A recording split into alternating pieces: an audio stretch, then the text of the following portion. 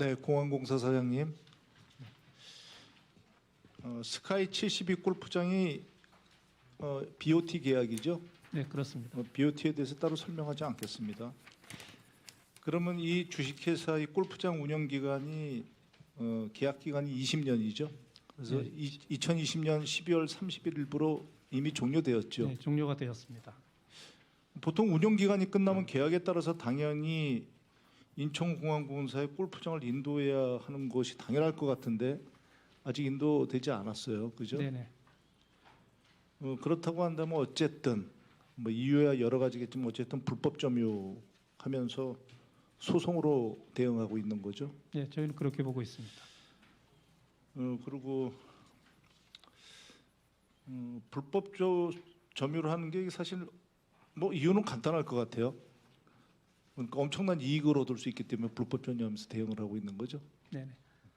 달리 말하면 공사에는 그만큼 손해가 발생하는 거고요.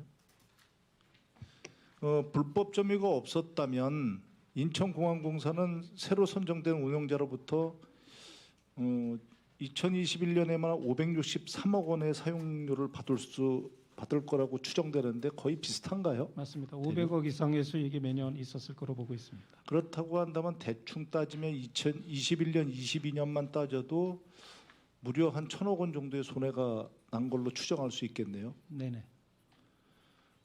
스카이 72가 점유하고 있는 이 골프장 부지 여기서 창출되는 이익이 사실 인천공항공사의 재산이기도 하지만 결국 국민의 재산 아니겠어요? 그죠? 네, 그러면 그렇습니다. 당연히 국익과 공익에 도움이 되는 방향으로 사용이 돼야 되겠죠.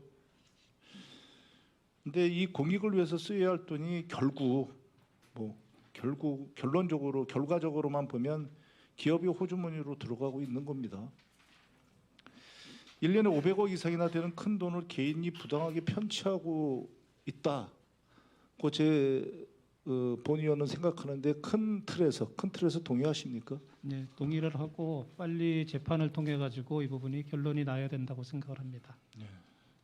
이 사업자에게 이렇게 들어간 돈이 사실 뭐 풍부한 돈이 들어가죠. 그래서 이 돈을 가지고 이름만 들어도 아는 정관들에게 소송의 대가로 들어가고도 있습니다. 막대한 금액으로 해서 막강한 변호인단을 구성했더라고요. 그래서 워낙 막대한 돈을 쓰면서 물량 공세를 피니까 사실 공사 쪽에서 보면은 대응도 그렇게 쉽지 않았을 거라고 생각을 해요. 네네. 그런데 그런 것을 고려해도 좀 아쉬운 대목들이 있습니다.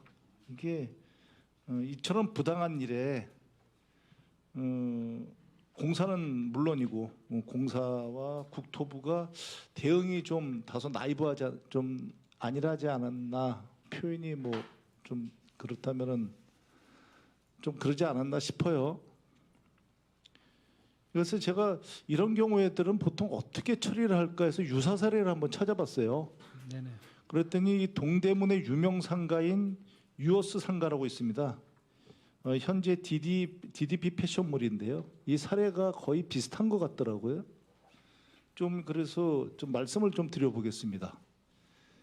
이게 서울시가 이제 운영 기간이 끝나고도 불법 점유한 업체에 대해서 이 업체를 상대로 해서 100여 건의 소송과 고소 고발을 진행했어요. 그러니까 원칙에 입각해서 가차없이 진행을 했습니다. 그래서 결국 불법 점유한 업체 대표 등 2명이 법정 구속이 되었어요. 업무방해 혐의로. 이거는 어떻게 보면 지금 이 스카이 72보다 훨씬 더 예민하고 굉장한 문제를 일으킬 수 있는 패션업 그런 그 주의 단지였는데요. 1년도 안 돼서 공적 자산을 찾아왔어요. 이때 법원에서 한 말씀을 꼭 들려드리고 싶습니다. 업체 대표에게 실형을 선고하면서 서울시가 거액의 재산적 피해를 입었고 이는 결국 시민들의 피해로 귀착됐다 이러면서 엄벌을 했더라고요. 지금 스카이 70에 관한 건도 마찬가지 아닌가요? 결국은 시민들의 피해로 귀착되는 거 아닌가요? 네, 그렇게 생각하고 있습니다. 만약에 그렇다면 엄벌해야 되는 거 아닌가요? 저희도 그 해당 업주를 업무방해죄로 고발도 하고 여러 가지 단전 단수를 비롯한 단호한 조치를 취했습니다마는 법원이나 수사기관의 판단에 아쉬움이 저는 있다고 생각합니다. 뭐 그렇죠. 예. 예, 제가 이걸 갖다가 이렇게 우려하는 것은 만약에 이 지금 스카이 70에 대한 인천공항공사의 이 분쟁이 좀 잘못될 경우에 제2, 제3의 스카이 72 사태가 뭐 상당히 발생할까봐 지금 우려되는 겁니다. 왜냐하면 각급 지자체들을 포함하면 이 BOT 계약이 셀 수도 없이 많거든요. 그건 잘 알고 계시죠, 네. 그죠? 그래서 잘못된 시그널을 줄까봐 그럴 경우에는 국가나 지방자치단체, 공공기관의 손해가 천문학적으로 확대될 수 있습니다. 그래서 국토부의 항공정책실장님 나와 계시죠? 네. 그냥 나오시면서 들으십시오. 큰 그거 아니니까. 국토부가 지금 불법 점유하고 있는 업체를 내보냈는데 어떤 지원을 한 게 있나요? 특별하게? 기억나는 없죠? 바 없습니다. 예, 그렇죠.